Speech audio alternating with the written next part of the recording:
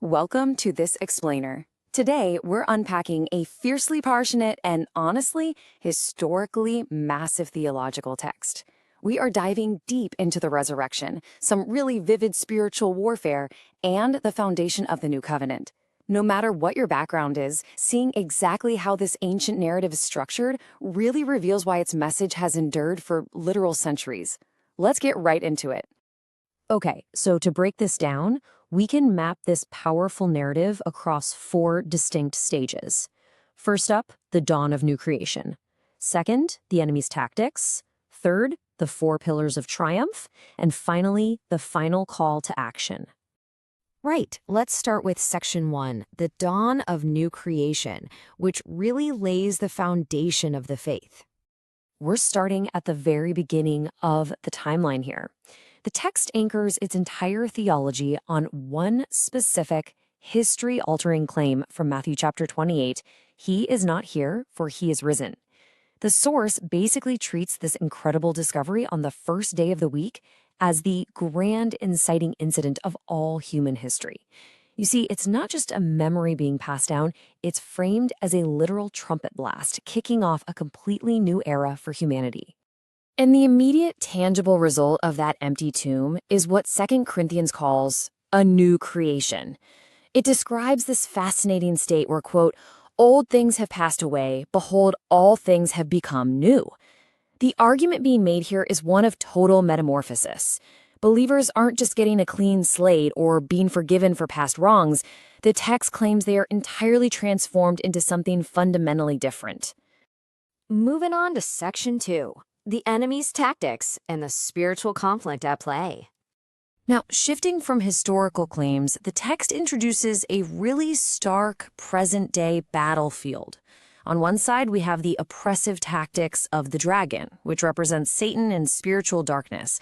And on the exact opposite side, God's people, tasked with standing firmly in resurrection power.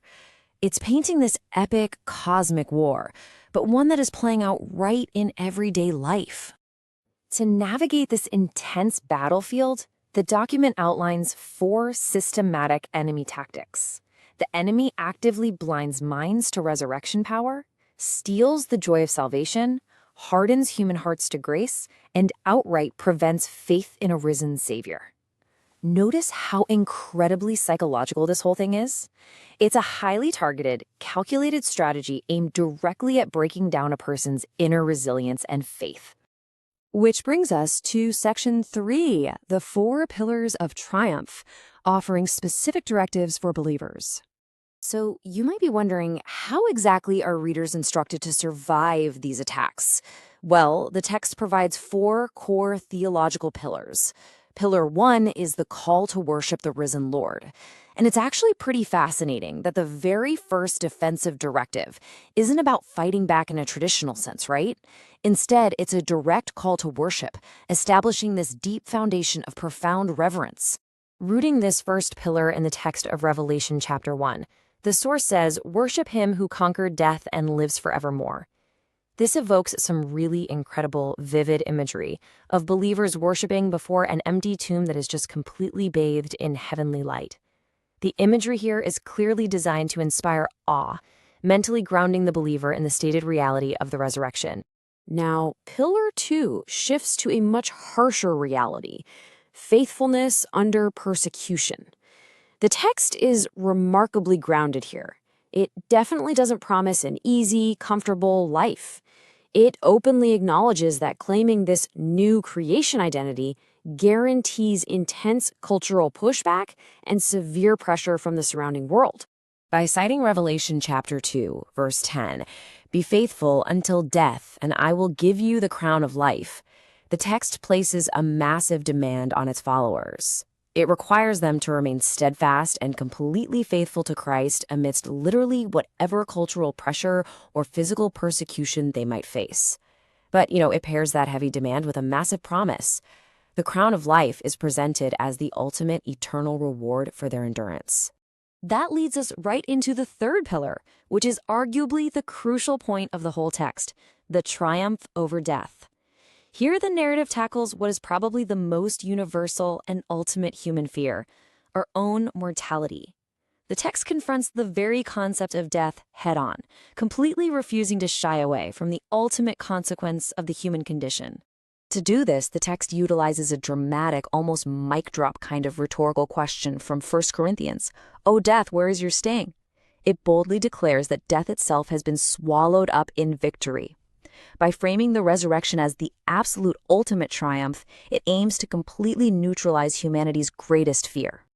Finally, we hit Pillar 4, Jesus returns in glory.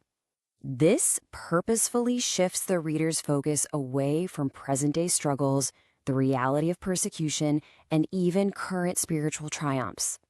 Instead, it points toward a massive, prophesied future event that's meant to anchor the believer's ultimate long-term hope. "Behold, he is coming with clouds, and every eye will see him." This quote from Revelation chapter 1 completely caps off the entire narrative arc of the document. It describes Jesus descending in majesty and light, returning with open arms. And the text insists this is not some hidden metaphorical or secret event, right? It claims it is a literal, spectacular return that will be witnessed by absolutely every single eye on earth. So, to summarize the immense scope of the theology we've just unpacked together, this timeline perfectly maps the source's progression. It starts at the cross, the moment where the darkness of sin dies. Then it moves to the resurrection, the exact moment everlasting life begins. And it culminates in the future, with Jesus returning in ultimate glory. It basically presents a complete linear story of light permanently and definitively conquering darkness. All right, last section. Section 4, the final call to action and how to live the message. The text makes it abundantly clear it doesn't just want to impart historical timelines to you, it demands action. And these 5 directives escalate beautifully. It starts internally. Walk in newness of life, love the risen Savior, and trust his work. But then it pushes outward. Proclaim his resurrection. Finally, it culminates in a massive external mandate to share the gospel globally. It's a complete journey from deep personal transformation straight to a worldwide mission. As we step back from unpacking this text, it leaves us with a profound question to chew on.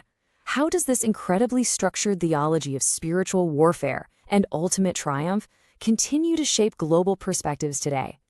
Whether you approach this document as a believer or simply as a student of history and culture, it really leaves us wondering just how deeply this ancient, compelling narrative of light conquering dark continues to drive, inspire, and define worldviews in our modern era. Thanks so much for joining me on this explainer, and we'll see you next time.